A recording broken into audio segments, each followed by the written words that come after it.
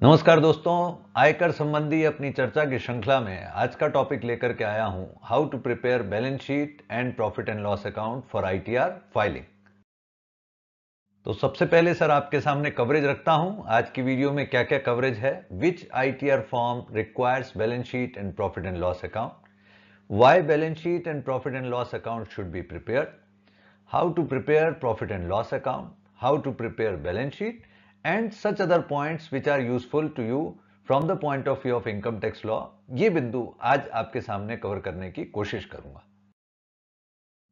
तो दोस्तों प्रश्न है, which ITR form requires balance sheet and profit and loss account. अगर मैं सरल रूप में बोलूं सर तो आईटीआर 3, आईटीआर 5, आईटीआर 6, आईटीआर 7, ये 4 फॉर्म्स हैं सर जो एज एन एसएससी आपसे balance sheet and profit and loss account मानते हैं। लेकिन इनमें से केवल एक ही आईटीआर फॉर्म है, आईटीआर 3, जो एज एन एसएससी आपसे आपकी balance sheet and profit and loss account individual के रूप में मांगता है। तो मेरा आज का जो डिस्कशन है सर वो इंडिविजुअल द्वारा दी जाने वाली profit and loss account balance sheet से संबंधित है। A very important question, why balance sheet and profit and loss account should be prepared. तो बेसिकली सर आप ये बात समझ करके चलें कि यदि आप बिजनेसमैन हैं और जो प्रिजम्पटिव इनकम के टैक्सेशन में नहीं जा रहे, यानी जो एक्चुअल बेसिस पर अपनी इनकम ऑफर कर रहे हैं, चाहे वो शेयर मार्केट के ट्रांजैक्शंस की इनकम हो, चाहे किसी प्रकार के कमीशन बिजनेस की इनकम हो, चाहे किसी प्रकार के अन्य बिजनेस की इनकम हो जो providing of service, sales, trading related भी हो सकता है, तो आपको अपनी आईटीआर के साथ सर आपका profit and loss account balance sheet भी देना होगा। अब पर्पस क्या है, ये profit and loss account balance sheet सरकार क्यों मांग रही है? कि सरकार ये देखना चाहती है कि सबसे पहले आपके प्रॉफिट एंड लॉस अकाउंट से सरकार को ये पता चलेगा सर कि आपने अपनी इनकम कैसे डिराइव करी, यानी आपकी रेवेन्यू कहां से आती है, आपके खर्चे कहां से होते हैं। और बैलेंस शीट का पर्पस सरकार का ये जानना होता है सर कि आप व्यापार करने के लिए पूंजी कहां से लेकर के आए और आपने कौन कौन सी इस वर्ष में संपत्तियां बनाई, और जो संपत्ति आप बना रहे हैं क्या वो संपत्ति आपके इनकम के प्रोपोर्शन में है या नहीं है। तो ये एक बेसिक पर्पस है सर जिसके पॉइंट ऑफ व्यू भारत सरकार आपसे आपकी प्रॉफिट एंड लॉस अकाउंट और बैलेंस शीट की जानकारी लेना चाहती है। How to prepare profit and loss account. तो दोस्तों ये बात बड़ी पक्की है कि प्रॉफिट एंड लॉस अकाउंट हो, बैलेंस शीट हो, एज एन एसएससी हमेशा आपको अपने कंसल्टेंट, चाहे चार्टर्ड अकाउंटेंट हो, सीएमए हो, टैक्स कंसल्टेंट हो, कंपनी सेक्रेटरी हो, उनकी हेल्प लेकर के सर तैयार करना है। लेकिन एज एन एसएससी आपके पास में ये भी क्लैरिटी होनी चाहिए सर कि मैं अपना प्रॉफिट एंड लॉस अकाउंट अगर खुद बनाना चाहूं तो एक मोटा मोटी प्रॉफिट एंड लॉस अकाउंट कैसे तैयार करूं। तो मैंने वो एक प्रॉफिट एंड लॉस का प्रारूप आपके सामने रखा है सर। अगर आपकी बुक्स टैली में या किसी अकाउंटिंग सॉफ्टवेयर में मेंटेन होती है तो बहुत अच्छा है, वहां आपका अकाउंटेंट भी आपको प्रॉफिट एंड लॉस अकाउंट निकाल के देगा। लेकिन एज एन इंडिविजुअल आपको पता होना चाहिए कि हाँ साहब मेरी इस साल ये सेल्स हुई, ये मेरा क्लोजिंग स्टॉक है, यानी जो माल मेरा बचा हुआ है एज ऑन 31 मार्च, और मैंने अगर कोई सर्विसेज प्रोवाइड करी हैं तो उससे मुझे क्या इनकम है। इस साल मेरा शुरू में ओपनिंग स्टॉक क्या था, मैंने माल क्या क्या परचेस किया, मेरे डायरेक्ट एक्सपेंसेस जैसे माल खरीदने का भाड़ा हो गया, कोई लेबर के एक्सपेंसेस हो गए, कोई बिजली के एक्सपेंसेस प्रोडक्शन से रिलेटेड हो गए, आपके कुछ इनडायरेक्ट एक्सपेंसेस हो सकते हैं जैसे एडमिनिस्ट्रेटिव स्टाफ की सैलरी हो गई, स्टेशनरी के खर्चे हो गए, प्रिंटिंग के खर्चे हो गए, ऑफिस मैनेजमेंट के खर्चे हो गए, साथ ही आपने जो एसेट्स खरीदी हैं सर व्यापार में उनका डेप्रिसिएशन क्या है, और अल्टीमेटली सर आपका नेट प्रॉफिट या नेगेटिव फिगर है तो नेट लॉस निकल करके आएगा। तो ये एक profit and loss account sir आपके लिए एज एन एसएससी समझना जरूरी है सर कि मैं अपना प्रॉफिट एंड लॉस अकाउंट किस प्रकार से ड्रॉ कर सकता हूं।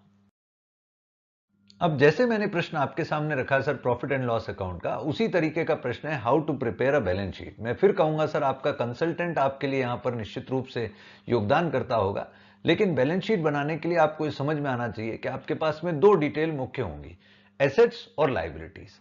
एसेट्स में आपकी फिक्स एसेट यानी बिजनेस से related movable immovable properties, investment, loans and advances, आपके व्यापारिक डेटर्स यानी जिनसे आप पैसा मांगते हैं, आपका at the end of the financial year जो स्टॉक इन ट्रेड है, आपके हाथ में कैश इन हैंड कितना है, कैश एट बैंक कितना है, आपकी रिजल्टिंगली आउटस्टैंडिंग लोन कितने हैं, आपने कितना मार्केट में पैसा क्रेडिटर्स को देना है माल या सर्विसेज के पेटे, आपके आउटस्टैंडिंग एक्सपेंसेस कितने हैं, और फाइनली आपकी कैपिटल कितनी व्यापार में लगी है। ये एक प्रारूप सर आपके सामने मैंने रखा है ताकि आप किसी सीए द्वारा भरी जाने वाली जानकारी को भी समझ सके कि अच्छा साहब मेरी बैलेंस शीट, मेरा प्रॉफिट एंड लॉस अकाउंट इस प्रकार से तैयार किया गया है। अब कुछ और पॉइंट सर जो मैं आपकी जानकारी में लाना चाहूंगा।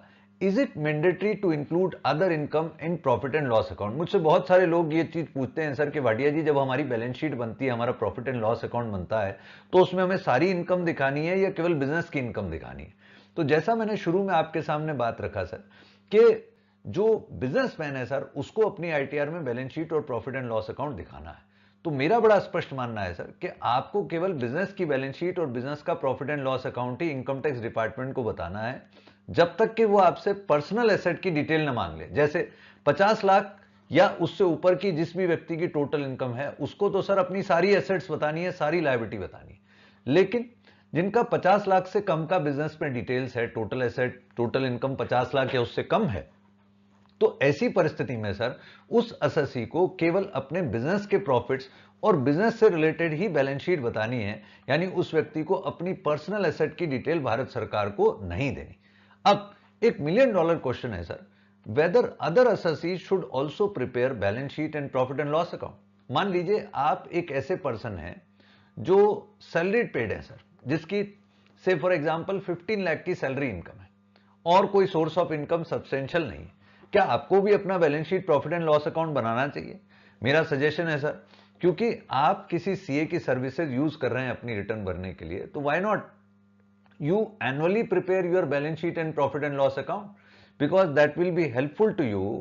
हालांकि वो profit and loss account balance sheet आपको रिटर्न में नहीं बताना दोस्तों, लेकिन it will be helpful to you to show the source of income over a period of time, कि मैंने कैसे अपनी संपत्तियां एक्यूमुलेट की। सर अगर आप एनुअली ये डेटा अपने सीए के साथ मिलकर तैयार कर सकते हैं, तो this is going to be a fruitful exercise to you in the future.